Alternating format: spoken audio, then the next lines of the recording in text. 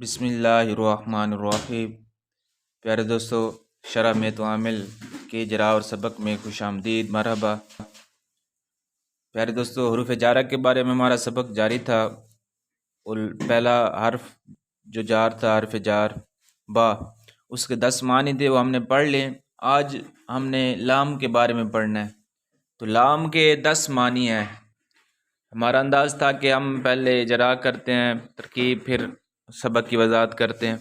تو آج ہم پہلے سبق کی وضاحت کریں گے، جو ہم نے سبق آج کا پڑھنا ہے، پھر اس کے بعد ہم اجرا اور ترکیب کریں گے۔ پیارے دوستو، شروع کرتے ہیں۔ واللام للاختصاص، یہاں سے پڑھنا ہے۔ یہاں واللام للاختصاص، یہ لام کا معنی بتا رہے ہیں کہ لام اختصاص کے لیے آتا ہے۔ ایک یہ معنی بتایا،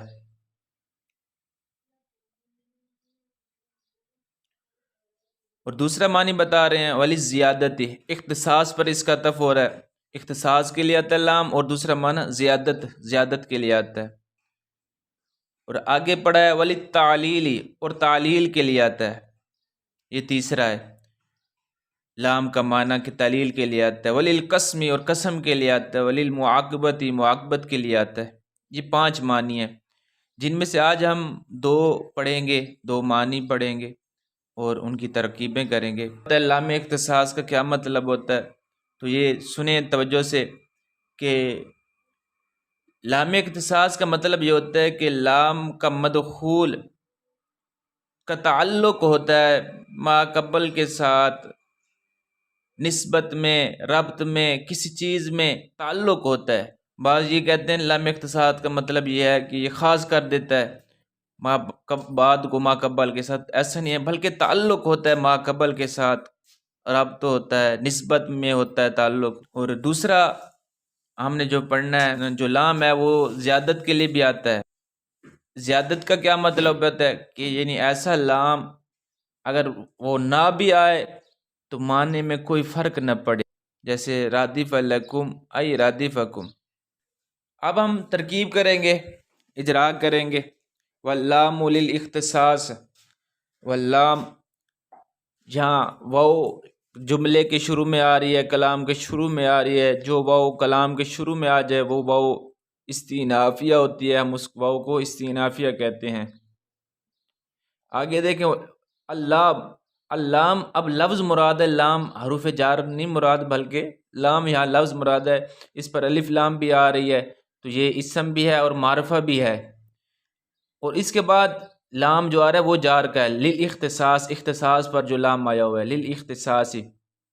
اب لام پہلے معرفہ ہے اور اس کے بعد جار مجرور آ رہا ہے، تو قاعدہ تھا پہلے بھی آ چکا ہے کہ پہلے معرفہ اور اس کے بعد جار مجرور آ جائے تو معرفہ کو ہم مبتدا بناتے ہیں، اور جار مجرور کو کسی کے متعلق کر کے خبر بناتے ہیں۔ تو لام یہاں مبتدا ہو جائے گا۔ لام پہلا لام اللام جو پڑھا ہے یہ مبتدا ہو جائے گا۔ للاختصاص، لام جار ہے، اختصاص یہ مجرور ہے۔ جار مجرور مل کر ویسے تو کسی کے متعلق اگر خبر بنائیں گے، لیکن اس کا آگے عطف ہو رہا ہے، کیونکہ آگے جو آ رہا ہے اس کے معنی ہے لام کے، جس طرح یعنی معطوف ہوتا ہے تو معطوف علیہ بھی اسی طرح ہوتا ہے، تو آگے معطوف بھی حروف جار ہے، تو یہ اس کا بھی آگے عطف پڑے گا۔ تو لام جار کو، جو لام جار ہے اور آگے مجرور ہے، جار مجرور کو ملا کر ہم معطوف علیہ بنا دیں گے۔ ولی زیادتی، وہ عطف ہے، لام جار ہے اور زیادتی مجرور ہے، جار مجرور مل کر یہ معطوف بن جائے گا۔ اسی طرح آگے جو پڑھا ہے ولی تعلیل، وہ عطف ہے، للتعلیل لام جار ہے، تعلیل مجرور ہے، جار مجرور مل کر یہ بھی معطوف بن جائیں گے۔ ولی القسم، اور لام جار ہے، قسم مجرور ہے، جار مجرور مل کر یہ بھی معطوف ہو جائیں گے۔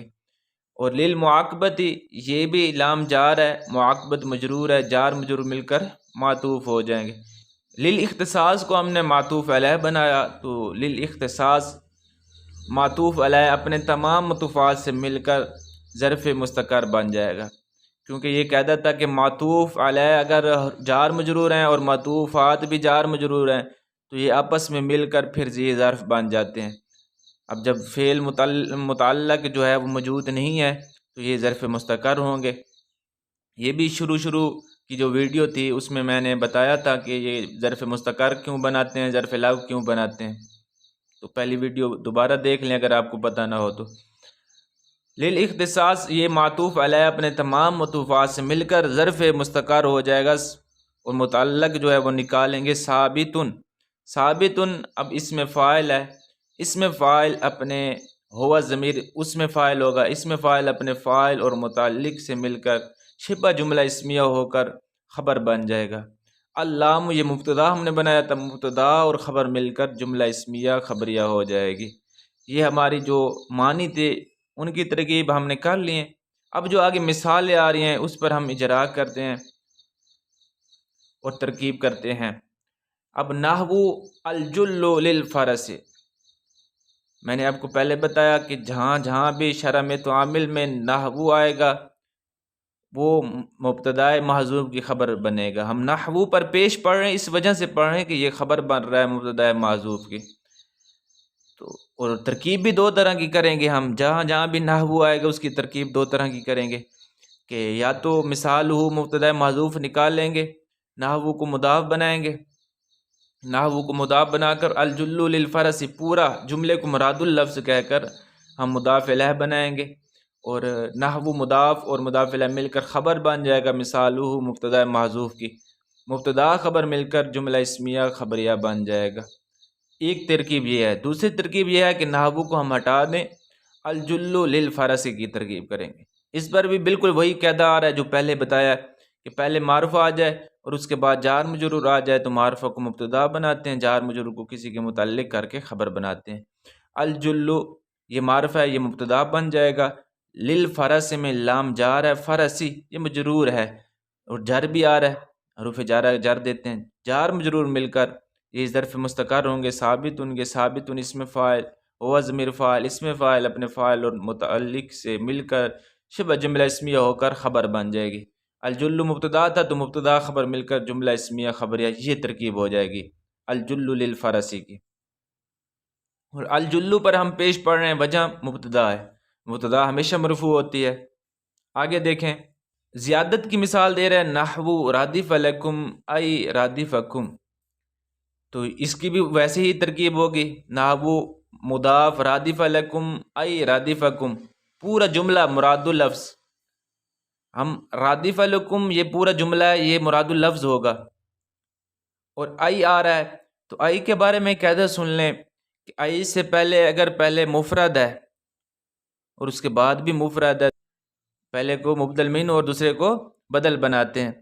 اگر مفرد ہے تو اگر پورا جملہ ہے، ای سے پہلے جملہ ہے اس کے بعد بھی جملہ ہے، تو پہلے جملے کو ہم مفسر بناتے ہیں اور بعد والے کو مفسر بناتے ہیں، ای کے بعد والے کو مفسر بناتے ہیں۔ تو اب جب ہم نحو کا آگے جو جملہ ہے وہ مراد اللفظ ہم کہیں گے، مراد اللفظ جب کہیں گے تو وہ مفرد ہو جائے گا، رادف لکم یہ مفرد ہو جائے گا، یہ ہم مبدل منہ بنا دیں گے، اور ای کہ آگے جو آ رہا ہے رادف حکم اس کو ہم بدل بنا دیں گے، مبدل من اور بدل مل کر پھر نحو کا مضاف الیہ ہو جائے گا، مضاف الیہ مل کر پھر بن جائیں گے خبر مثالہ مبتدا محذوف کی، مبتدا خبر مل کر جملہ اسمیہ خبریہ ہو جائے گا۔ ایک ترکیب یہ ہے۔ دوسری ترکیب ہم کریں گے، نحو کو چھوڑ دیں گے، رادف لکم ای رادفکم کی ترکیب کریں گے۔ رادف فعل ہے، رادف فعل ہے، کون سا فعل ہے؟ فعل ماضی ہے، صیغہ واحد مذکر غائب، فعل ماضی مثبت معروف ثلاثی مجرد صحیح اسباب سامع یسمع، یہ صیغہ ہے۔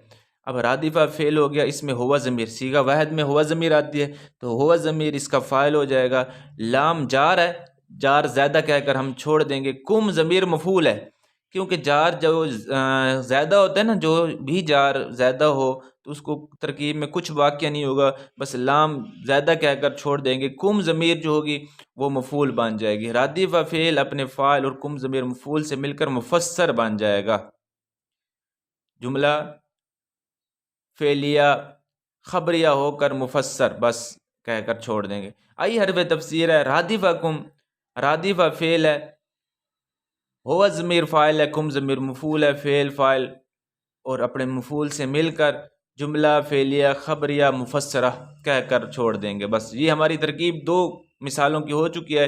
انشاءاللہ اگلی 2 آ رہی ہیں مثالیں، ان کی ترکیب بعد میں کریں گے. اب ترجمہ سن لیں. اور لام اختصاص کے لیے آتا ہے.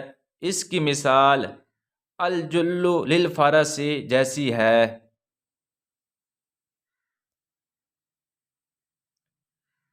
اور لام زیادت کے لیے آتا ہے.